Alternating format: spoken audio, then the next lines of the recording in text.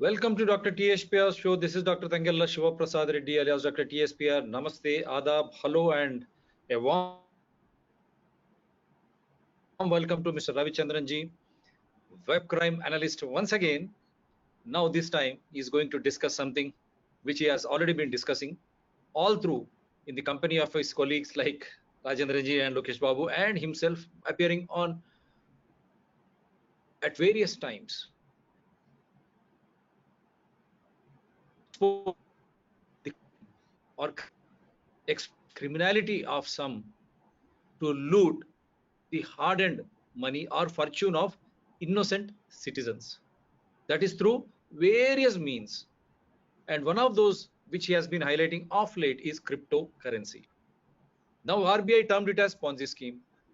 Now this cryptocurrency, has it become Ponzi scheme again? Our own finance minister, after our DRTSPR show with Mr. Ravichandran ji, comes out and states, is it smuggled money or something else? But she did not go back on 30% tax being levied on cryptocurrency. Honorable Prime Minister tours Europe everywhere. The same European Union clearly stated that cryptocurrency should have origin and confidentiality for it to become a legal tender. Otherwise, it is gone. That means they have their own reserved rights regarding cryptocurrency. And of late, we have seen how cryptocurrency has been falling. Now RBI and everyone starts speaking in a different tone.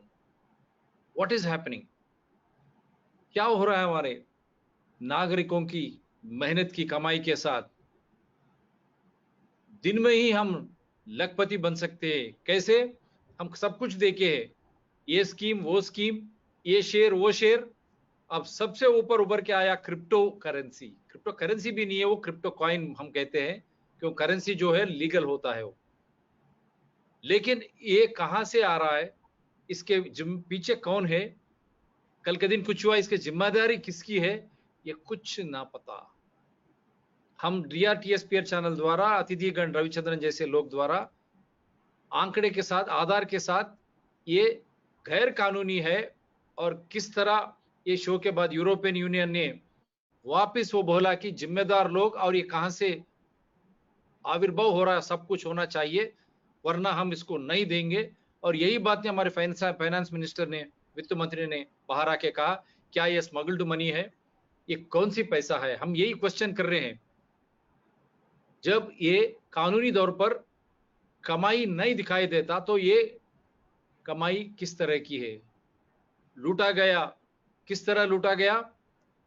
हम हथियार बेच के उस तरह हथियार का पैसा, या स्मगल्ड दवा, इस तरह की ड्रग्स का पैसा गैर कानूनी तरफ से आया सो पैसा है क्या? और ऐसे पैसे में, लालच में हम जैसे लोग, आम आदमी लोग जो है लालच में आकर हम इसमें हमारी कमाई मेहनत उसमें डालने से लोग लूट के जाके, एक कोयम्बतूर का भी हमने पिछले शो में बताया किस तरह 300 करोड़, क्या हमारे बैंक व्यवस्था क्या कर रही है, इनकम टैक्स रेवेन्यू व्यवस्था, corporate affairs minister, state government से लेके के यूनियन सेंट्रल गवर्नमेंट तक क्या कर रहे, किस तरह पैसा लूटा गया, क्या इनको नहीं पता? उसका भी हम पोल खोल दिया था। उसी के श्रृंखला में आज ये किस तरह की क्रिप्टो करेंसी हमारी मेहनत को, हमारी कमाई को लूट रही है और साथ में हमारे देश की आर्थिक व्यवस्था को प्रश्न करते हुए छिन्न भिन्न करने की एक प्रमाण रखता है क्या? Is it going to destroy our economy as it is trying to take away from honorable citizens their hard-earned money in the form of enticements? Overnight you will become lakhshares, lakpati, millionaires, billionaires. They are looting our money. One example we recently gave of Coimbatore, 300 crores, how he has looted, how banks kept quiet. Income tax, intelligence, revenue, CBI, state government, central government. How could they keep quiet? How they could not identify? Now, is it not a fact that this money is going to cripple our economy? Instead of bringing back Swiss black money, 15 lakhs into every account as promised by our Prime Minister in 2014, our money is being taken away in the form of crypto. And these political parties are being funded by them through NRI accounts or through electoral bonds which we cannot source. Now they have made an amendment. So everyone is in doubt now. क्या राजनीतिक दल को जो पैसा मिलता है बाहर से, एनआरआई से या हमारे इलेक्ट्रल बॉन्ड के द्वारा, क्यों आम आदमी नागरिक उसको क्यों पता नहीं चलता? क्या कि ये पैसा कहां से है? क्या ये क्रिप्टो करेंसी जो भी है, इस तरह के लोग ये पूरे ये राजनीतिक दल को फंड कर रहे हैं क्या? हम आम आदमी, आम नागरिक की आशंका को हम जता रहे हैं. So this is the topic today. Yes, sir. So once again, thank you, Dr. Reddy, for calling me onto your show. More than me, I think probably you are spending a lot of time, energy, money to sensitize the people on how we are being taken for a ride. Actually, today's topic of cryptocurrency, the digital era Ponzi scheme, this was triggered by 2-3 factors. Number one is our finance minister had gone to Davos, and after going to Davos, she talks about cryptocurrency as being used for smuggling and arms trade and the illegality of cryptocurrency in Europe. My question is, if the finance minister says it is illegal, then why not ban it? Is the finance minister saying that it is illegal, but since it is making money, we will also try to get some of that profits? Is this the way that the finance of the country should be run? That it is a unfortunate question that I am asking. A couple of days back, last week, the Supreme Court came out with a judgment saying that sex workers are professional people and they should not be harassed.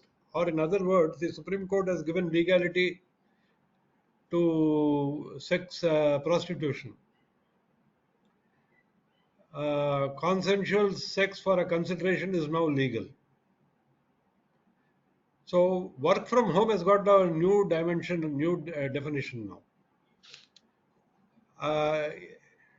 Now, since the Supreme Court has given legality to prostitution, will the finance minister start levying service tax on prostitutes? Will they be given a service tax number? Will they be asked to deduct TDS and pay it to the government? See, unfortunate problem is when a person in power makes a statement, he or she should take the ramifications that such statements will cause. Without doing that, if I just pass a statement, you and I can make a statement, irresponsible statement, and get away with it because it is not going to affect anybody. But when a person in power makes it, then it becomes a part of a policy of the government. And that is an unfortunate thing which the babus in Delhi don't realize. After having debated the 30% tax on cryptocurrency for days together in the parliament, after forming a consultative committee, the consultative committee has come out with a white paper day before yesterday. The contents are not known, but they say that they have consulted all stakeholders, all people connected with this, both in India and outside India. So when they said stakeholders, the biggest stakeholders in cryptocurrency are the arms dealers, the drug dealers. Have they also been consulted? Is this the way that we should be going about it? NFT. Again, the classification of cryptocurrency as an asset or as something else, that itself is a question mark on that. But still, as one person said, the biggest Ponzi scheme is the government. Now, what is the purpose of scamming? The purpose of a Ponzi scheme is to trick people, to take their money and run. No Ponzi schemer tells anyone exactly how it is working. This is the basic of Ponzi scheme. And that is how the government is also working right now. They are tricking people left, right, and center. Right from the beginning, they are saying that they are going to pass the Data Privacy Protection Act. But without passing the Privacy Act, they have ensured that every part of your privacy is breached, either through the Criminal Identification Amendment Act or the recent VPN Disclosure Act. So everywhere the government wants information, it is collecting information, it is storing information, it is outsourcing information to be collected, and God knows what else. After doing all this, what is the point in passing the Data Privacy Act? A couple of days, UID AI, Aadhaar department gave out a warning saying that you should not be sharing your Aadhaar card with everybody. Till last week, government was saying Aadhaar is mandatory for everything, including your bank accounts, cell phones, whatever transaction you commit, Aadhaar has to be given. Now suddenly Aadhaar department comes around and says that Aadhaar is not necessary for anything. What does the government? Is the government not aware of what Aadhaar is saying, or is the Aadhaar people not aware of what the government policies are? Is this how a government should run? This is a question which is to be asked by people in power to other people in power. Can you go to the next scheme, please? I have can, this gentleman is the original great Ponzi. He landed in USA with $2.50 in his pocket and $1 million in hopes. When he finished with the Ponzi scheme, the $1 million was in his pocket and the hopes were with the people whom he has cheated. This is how he worked. And when he was discovered and charged, incidentally, in America, he was charged under the United States Postal Act because there was nobody were even clear about what a Ponzi scheme was, how he had cheated people. After now, it is 100 years. Today we are in 1922. And this gentleman had done this Ponzi scheme in 1920. Today we are in 2022. 100 years down the line, our government still does not have an act to prevent Ponzi schemes. There is no act for that. The only charge that you can make against these people is our old 420 IPC, cheating, for which there is a penalty of 2 years. And the biggest Ponzi schemer in India, the Sahara gentleman, he was advised by his lawyers to stay in jail for 2 years without taking bail so that it can be offset against his final punishment. After swindling 24,000 crores, he gets 2 years in jail. This is the way our judiciary is functioning. Of course, the judiciary says every sinner has got a future. Probably the Sahara gentleman has got a future, so the Supreme Court says okay. But we will not go into that because that's a different story, not related to cryptocurrency. Can you go to the next slide, please? Now, how does, when you are running a Ponzi scheme, how do you avoid enormous unexpected withdrawals on the bank? That is, when you make such sudden large withdrawals, then the curtain is pulled back, and behind the curtain you will find that there is a very small man who is just smoking a cigarette and doing nothing. This is a Ponzi scheme. Now, how do you protect that person, or how do you prevent this curtain from being pulled? It is to have one core of investors who can be depended upon to never withdraw their money at all. Or if at all they want to withdraw, they will withdraw only a small percentage every time. This is what has happened today. Today, it is exactly what this gentleman has said has happened today. 2 months back, cryptocurrency capitalization was 3 trillion US dollars. Just imagine, 3 trillion US dollars. That was the value of the cryptocurrencies floating around the world. 2 months later, last week, the market capitalization of cryptocurrency was $1.2 trillion. That is, it has dropped by almost around 60% of its value. It has lost 60% of its value. To just give you a small example, if you buy a house in Hyderabad for 1 crore today, and 2 months later, the cost of that house drops down to 30 lakhs. What happens? Now, how many thousands? In between this last 6 months, 45,000 crores has been invested in cryptocurrency. Now, 45,000 crores of money that was put into cryptocurrency has dropped to less than one third of its value. That is something around 15 crores. 45,000 crores were siphoned off. The investors have got only 15,000 crores. That is the loss that has been suffered by investors in cryptocurrency. And this has happened in the last 2 months. One of the cryptocurrency, it was called Tesla Luna. It was so-called stable coin. These stable coins have got a stable exchange value with the dollar. Now, what happened to Tesla Luna? It was selling at $1 and the value came down to 14 cents. The founder of Tesla Luna, Dave Kuhn, he said, we will burn off Tesla Luna.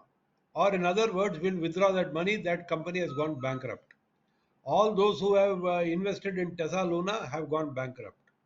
In the meantime, what the founder has done is, he has taken all that money and converted into shares and gold and other these things, and now he says, sorry boss, it's a loss. We can't do anything.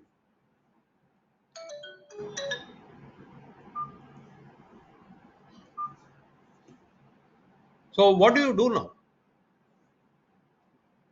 So this is the reason why we started this topic today. This is just to show the people when about just after talking to DRTSPR channel, I talked to one association here, and when I told those people, please don't invest in cryptocurrency, crypto tokens, take it back. They laughed at me. All of them laughed at me, and they said that you are a fool. Today I am calling every one of them to find out how much money they have lost. None of them is picking his phone. Because they are afraid that I will call them a fool now. Can you go to the next slide, please? Yeah. Actually, this cryptocurrency runs on the bigger fool theory. The value of the crypto token will continue to increase as long as the crypto token holder finds a bigger fool than himself to buy it at a higher price. This is also called the greater fool theory. Okay. As long as there is a fool outside who is prepared to buy that currency at a higher price, this tamasha will go on. People will continue getting fooled. Now, if you remember about some time back, when I was talking on this channel, Mr. Rajendran also told me, everybody is into cryptocurrency, why not you? At that time, I told him everybody supported the subprime loans, and finally, when it crashed, a lot of people lost money. What happened to all those people? Why aren't they talking? So it is the same case here also. Everybody may say, at the end of the day, as like I said, It is only self-serving fools who see that the emperor is wearing new clothes. It takes a child to come out and say the emperor is nanga hai. Chakravarti nanga hai. It takes a small child to say that Chakravarti nanga hai. All the other people, big people will say, yeah, what sort of clothes, what beautiful clothes the emperor is wearing. But a child sees it and speaks the truth. Chakravarti nanga hai. Bas. Ho gaya. And never, this lesson I have learnt in the past 10-15 years. Never underestimate the power of stupid people, especially when they are in a crowd. The more the number of stupid people in a crowd, the greater is your voice and greater is your power. People will tend to listen to them. Probably that is why our politicians are winning every election. Now, there are two ways of getting fooled. The first way is to believe what is not true. The second is to refuse to accept what is not true, which is what we are doing. We are willing to believe that cryptocurrency is a good currency. And when DRTSPR channel floats a channel which says that don't invest in cryptocurrency, it is not true. The value, it is not a legal currency or whatever it is. YouTube will shut it down. So looks like it is only fools who have the voice. And another thing that I would suggest to Dr. Reddy is, see, it is easier to fool people than to convince them that they are being fooled. I think probably we should change our line of business. Now, instead of trying to tell people that you are getting fooled, we should join together and fool them also. If that is the only way that they will understand, so be it. At least we'll see some money on that. And maybe YouTube will support us on that also. Yeah. Yeah. So this is the way that things are going. Why, like lemmings? This lemming is a small mammal. When the population is very high, it will go and jump off the cliff into the river and drown. It is like lemmings. We are going and investing in cryptocurrency, without knowing what it is, how it is working, how it is functioning, with nothing. Can you go to the next slide, please?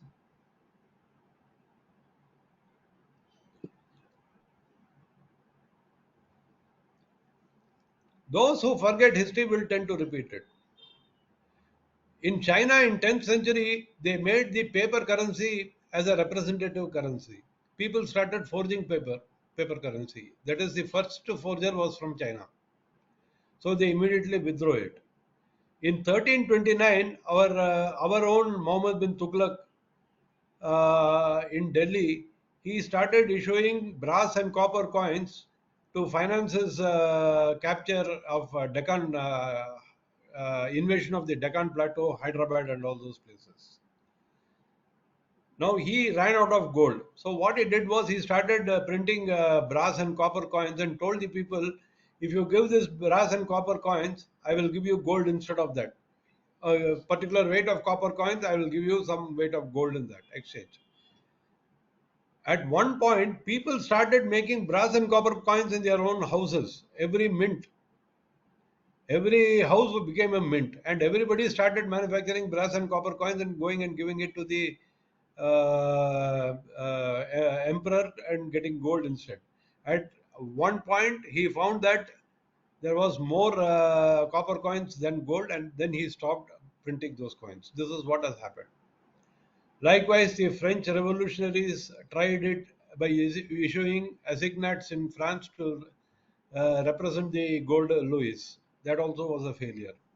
Today, El Salvador has adopted bitcoins as their national currency, and now IMF is putting a scheme to rescue it from bankruptcy. This is the way history goes. And Government of India is now planning to tax cryptocurrency. Are they going to repeat history? Sitting in Delhi, don't they know about Muhammad bin Tughlaq? Haven't they read history in JNU? Don't they teach history in Jawaharlal Nehru University? Is this the way that the mandarins in North Block, South Block should work? Why I am talking about forgery is because of two things. In 2010, see, one of the reasons for demonetization, one of the main reasons for demonetization was in 2010, Pakistan had printed 5,000 crores of 500 and 1,000 rupee notes, and that came in two containers via Dubai to Kerala, where it was distributed. Pakistan had also procured three times their national requirement of currency paper from Delarue, which was the company which was printing Indian notes also. Now, why was Delarue chosen to print Indian currency? That we should be asking Mr. Chidambaram, because he was the finance minister then. The contract for printing our currency was outsourced to Delarue, and Pakistan purchased the paper on which our currency is being printed from Delarue, and they started printing the currency notes in Pakistan. In 2015-16, there was a plan to flood the Indian country with forged or counterfeit notes of 500 and 1,000 rupees. And this was to be done on a very massive scale, and they had already started printing it. It is to prevent a collapse of the economy that the demonetization took place. This was the reason. Unfortunately, even though the reason was good, the implementation was very bad. Because at the end of the day, the same Babus who were there in the UPA government taking money left, right, and center, they continued to be in their offices even when the Modi government took over. They were not changed at all. And that is why we see that NSE scam all happening in 2015-16.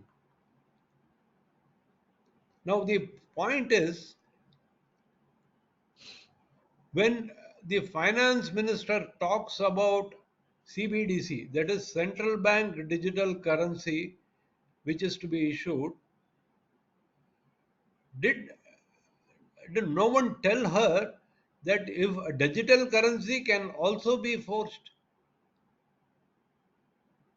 and it can be forged easily by any other person with a laptop, or any country with a with an intention to destroy our economy. It is very easy to do it, because none of our servers or anything is being manufactured inside India. Forget about all digital equipment. Even the currency printer, the presses for printing the currency, is not being manufactured in India. Don't our students in IIT, if you gather about 30 students from IIT and give them the specifications, do you think that they will not be able to do it? Why is the government not doing it? It is very easy to talk about Atmanirbhar Bharat, but your Atmanirbhar Bharat should start with something basic like printing your own currency. You can't outsource it to somebody else in Europe or America. And incidentally, Mysore had a very good printing. In fact, there was a printing currency printing setup in Mysore during British times, when even the British were not printing the currency. So, with all that capacity, why was our currency printing taken abroad and given to a blacklisted company called Delarue? The then finance minister should explain why he did that, because at the end of the day, he was the person who was responsible for it. And forgeries. The reason I am talking about all this is your CBDC can also be forged. And if they start forging it, how are you going to distinguish between a forged currency and a distinguishing original currency issued by RBI, because the security safeguards will not be there. There will be nothing distinguishing, because both of them are just data, binary data.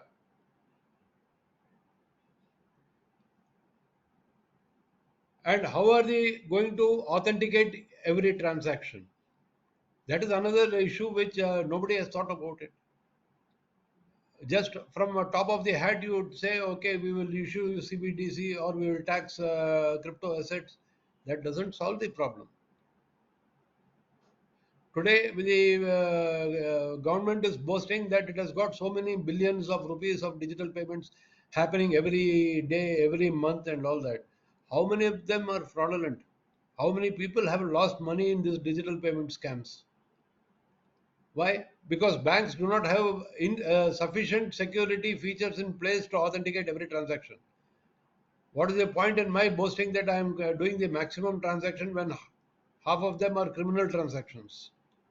India is ranking 5 in the top 5 cybercrime prone areas. Why is India being targeted? In fact, like I was telling you earlier in the morning, India should have been in the top 3. The only reason why India is in the top 5 is because we do not have sufficient intellectual property to be hacked into. That is one reason.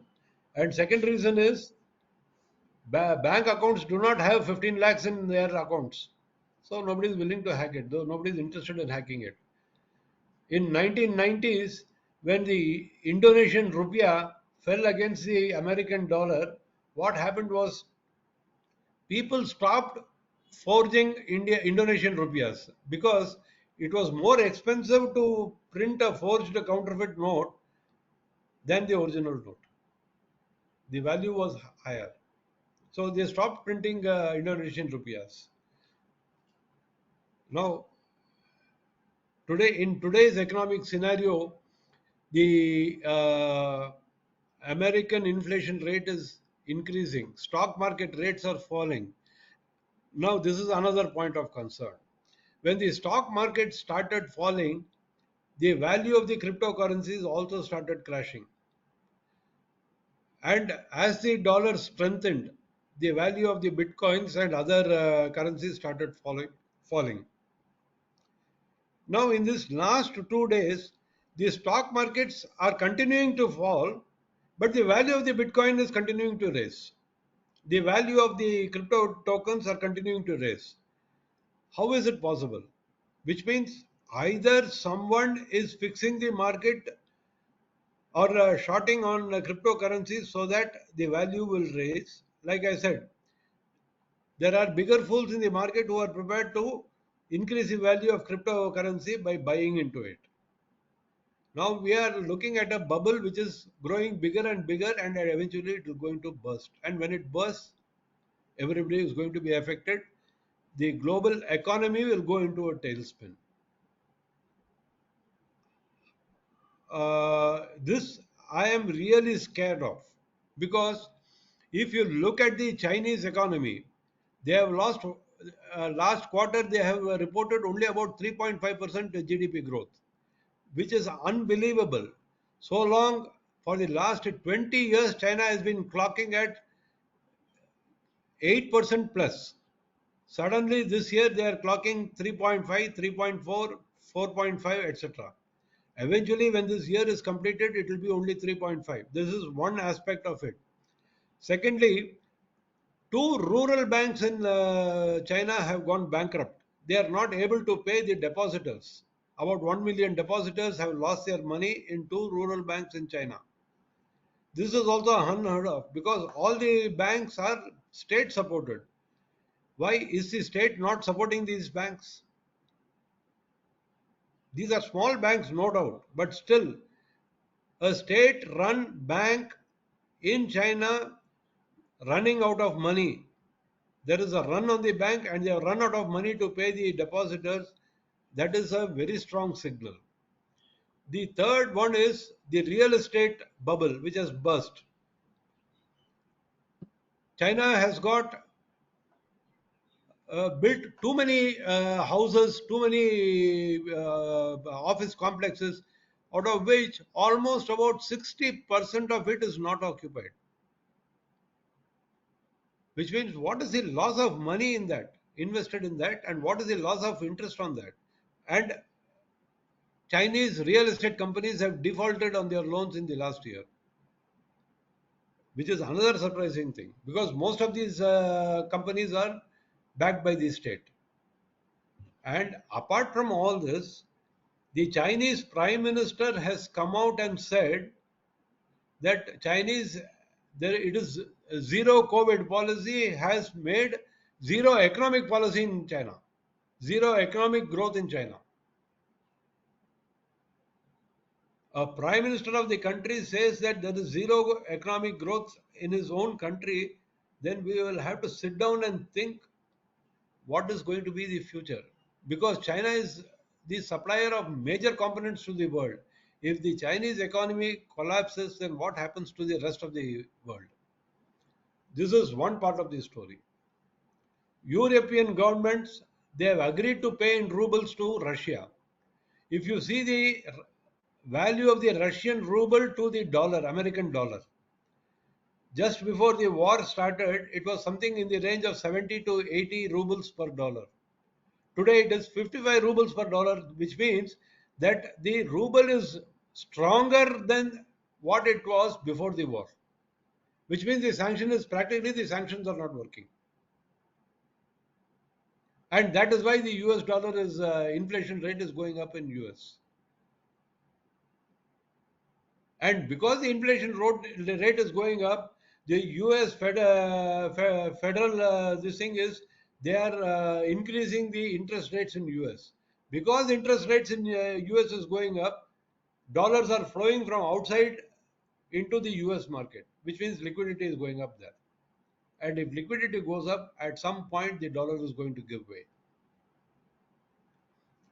BRICS have now passed a resolution. BRICS is Brazil, Russia, India, China, and South Africa. These 5 countries have taken a decision to expand the association. Now they are including Saudi Arabia, UAE, and Nigeria. Saudi Arabia, UAE, and Nigeria are all oil-producing countries.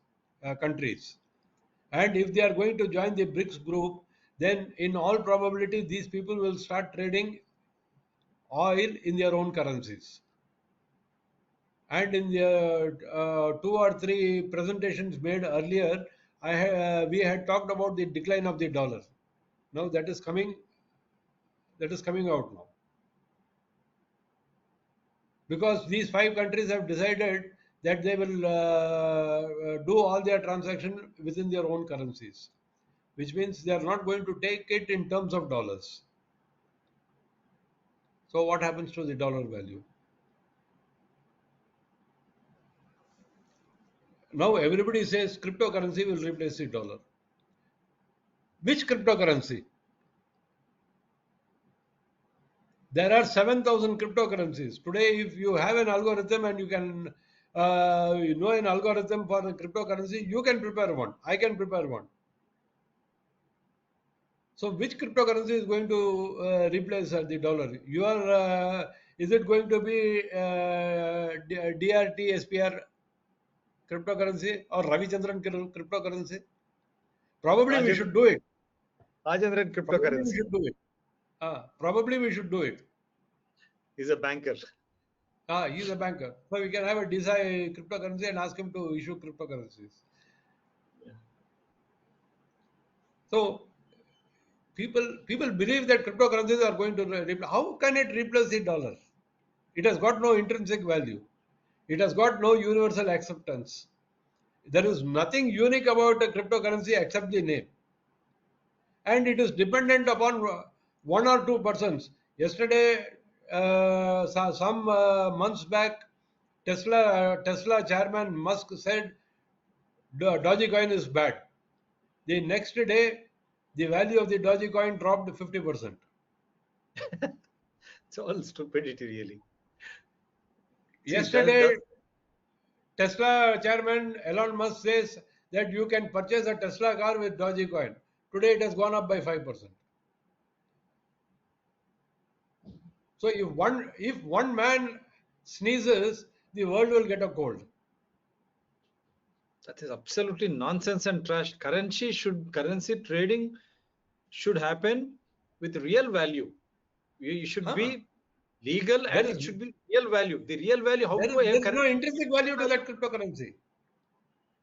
And today, after promoting cryptocurrency as a fast method of paying, digital payments and all, you know how much time it takes to get one transaction authenticated? In Bitcoin, it takes almost about 15 minutes. 15 minutes to get a transaction authenticated. And unless that transaction is authenticated, the contract is not complete. And if within that 15 minutes, there is some variation in the value, then the transaction will be lost. How do you depend upon such a currency? How can it replace any fiat currency, let alone the dollar? Then there is irrational swings in the value. Today it is selling at $45,000. Tomorrow it falls down to $30,000. The third day it goes up to $35,000. Then it comes to $27,000. Is this the way that it should be doing? Cryptocurrency, one of the advantages, one of the benefits of cryptocurrency is the underlying technology, the blockchain. But again, even there, one of the reasons why everybody was saying that the blockchain technology, cryptocurrency, safety, security, and all that, finally they came to the conclusion that even the blockchain can be is vulnerable. It can be broken, and if the blockchain is broken, then your entire transaction goes out of the window. So, unless and until the government steps in and takes a decisive step for banning all cryptocurrencies or transactions in cryptocurrencies, this is the first step that the government should take. And stop this nonsense of 30% tax on cryptocurrency. It is only legalizing black money. They should stop it. The second thing that the government should do is give out a clear statement on CBDC, central bank digital currency, and tell the people that until and unless everything is possible to be made and stored in India, we will not issue the currency. And it has to be issued with complete security features, which has to be tested, retested, and again tested once again. Without that, if they issue it, they are asking for trouble. And if you go looking for trouble, trouble will definitely find you. And once you reach that stage, it will be the point of no return. So, with this, I will close my presentation. Dr. Reddy, if you want to add something to it, please go ahead. No. I want you to speak now very clearly. Why could our finance minister make an effort to understand? And what is that ambiguity? 30% tax on the floor of parliament all of a sudden, and she goes to Davos and makes that statement. How do you look at this scenario? The finance minister. My feeling is she is not being given the proper information. My feeling is she is not being given the proper information, number one.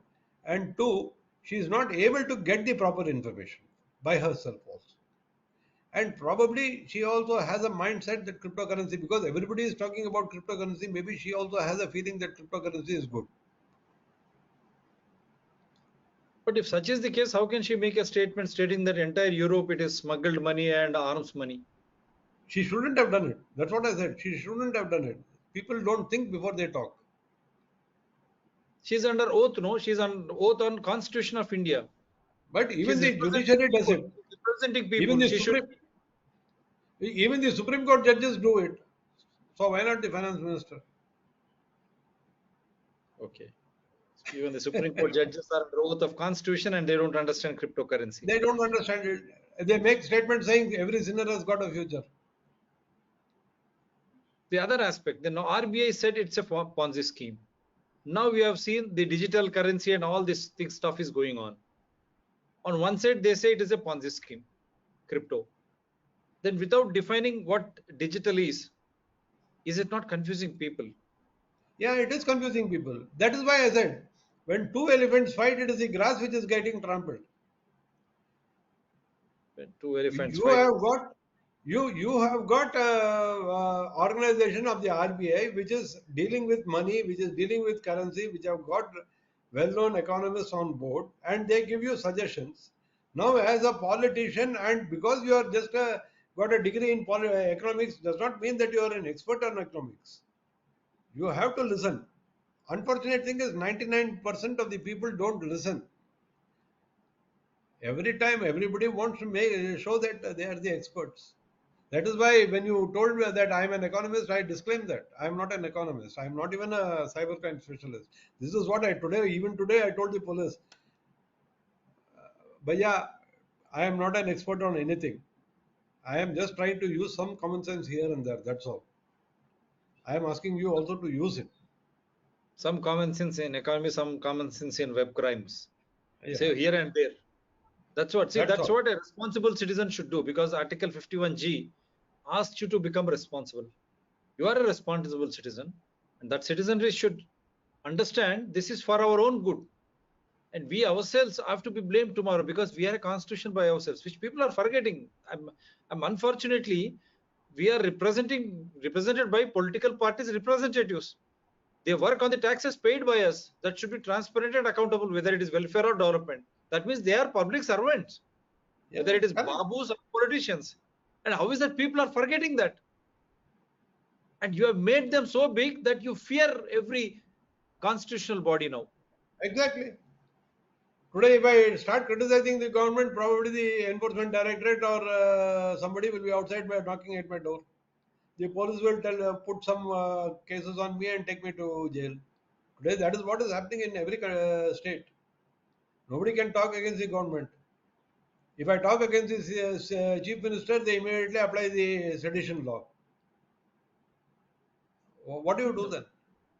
What is this happening? Is this people participatory constitutional democracy? Because the problem lies with the people, public itself. Because you are not trying to understand that you are the boss. They are all public servants. Once you understand that, because they are not giving money from their pockets. Yeah, correct. And any policy which is made should be discussed right from panchayat. Panchayats are the major It should role come from below, not from above. Not from above, from below. Panchayats, village secretariat, Grama Sabha should discuss it. Then municipalities. Then comes assemblies. Then Lok Sabha. What is this happening? And who the hell they are? They are trying to impose those things. And if we try to debate and discuss, that is the democracy before decision making. How is that our voice is being stifled? And how can a finance minister who is responsible to the entire Indian country and who spoke something on the floor of parliament, passing 30% tax on cryptocurrency, the same finance minister goes to Davos and states in Europe, this cryptocurrency is smuggled money, arms money. Then what is our Indian cryptocurrency? And he is clearly stated that expert committee that has to come out clean. Otherwise, Supreme Court should take it suo motu. They said we spoke to the stakeholders. Who are the stakeholders of the cryptocurrency? Let the entire world know. I don't know. Do you know, Ravichandran ji? I don't know. As far as I am concerned, the only stakeholders who have got interest in cryptocurrency are the arms dealers, smugglers, and drug dealers. Arms dealers, smugglers, drug dealers. The NFT, the report of the commission states they have spoken to all those stakeholders. Now NFT should clearly come out. Who are those stakeholders? Are they arms dealers, drug dealers, or smugglers? Bankers have made themselves very clear. It is a Ponzi scheme. Yeah. Bank people have made it very clear that it is a Ponzi scheme. Bank say it is a Ponzi scheme. RBI says it is a Ponzi scheme. And still, banks allow the loot, as we have found in Coimbatore. How can our hard-earned money be converted into crypto and loot? How can they loot? Banks are keeping quiet. Banks are Because keeping quiet. They have not flagged it. When They have not cash flagged it. transactions are being done, they have not flagged the transactions at all. Don't you See, think that is the today biggest if you go and deposit 50,000 rupees in your account cash, the bank manager will immediately ask you, where is this cash coming from? What is the source of this money? And he will also have to report it to the income tax authority saying that you have deposited 50,000 rupees cash. This they will do it very good. But when a swindler or a con man deposits 35 lakhs cash, withdraws 80 lakhs cash, no questions are asked. What were the RBI people doing? After all, they are also auditing the banks. Why are they keeping quiet? 80 lakhs cash is not a small amount. I have seen account statements where cash withdrawals of 30 lakhs, 40 lakhs, 50 lakhs, 60 lakhs happening. And when I asked the manager, have you reported it to income tax? They said no. That is what ambiguity and stupidity. When I go to buy some jewelry, you are immediately intimated. They ask your PAN. Deposit 50,000. They ask your PAN. They'll report. But how is it lakhs and lakhs rooted? Sitaraman ji, Nirmala Sitaram ji, Pradhan Mantri Narendra Modi ji. How can this happen? And how can you tax cryptocurrency which you don't know where is the origin? If NFT says they have spoken to stakeholders, this should be debated on the floor of parliament, assemblies, and it should come to panchayats. Who are the stakeholders? We are having doubts now. You stated that black money will be brought back to India. Now, is the same black money which is being converted into crypto and that is being legalized? Is that the reason why political parties, electoral bonds, or NRI funds are very opaque? No one can question. I have doubts. You have doubts, Dr. Reddy. You have doubts. I don't have any.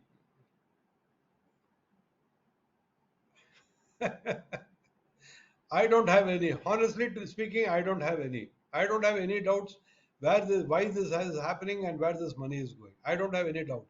Even your exchanges, cryptocurrency exchanges, about 4 or 5 big exchanges which were operating in India, now they have shifted their base to Dubai. Why?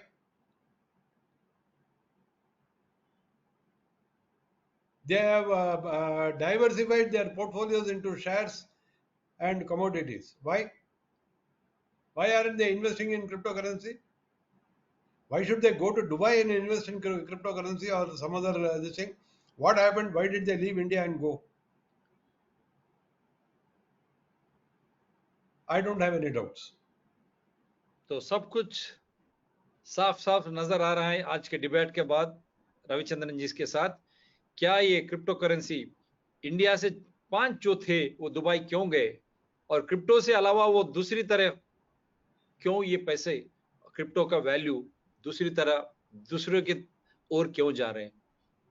तब जिसने भी इसमें जमा किया है crypto में, तो उनकी हालत क्या है, उनकी वर्तमान क्या है, उनकी भविष्य क्या है? क्या कहती है हमारी वित्त मंत्री जी?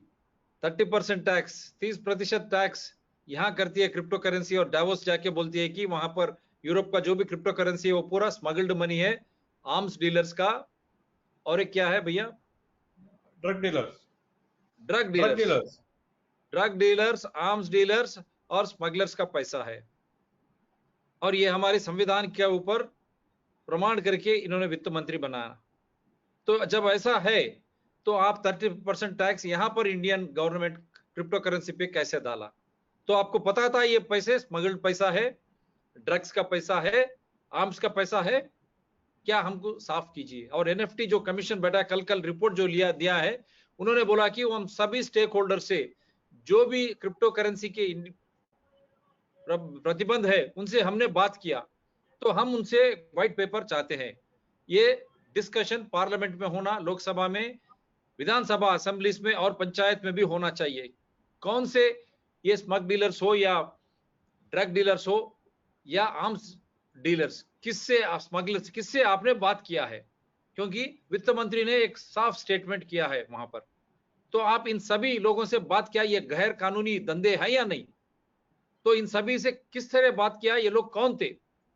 ये सब लुटेरे है या नहीं, हमारे देश की संपत्ति के लुटेरे और हमारे वर्तमान और भविष्य के लुटेरे, और हमारे प्रमाण जो भी है, हमारे रिसोर्सेस जो कहते हैं हम, मूलधन जो भी है, उनके लुटेरे है या नहीं।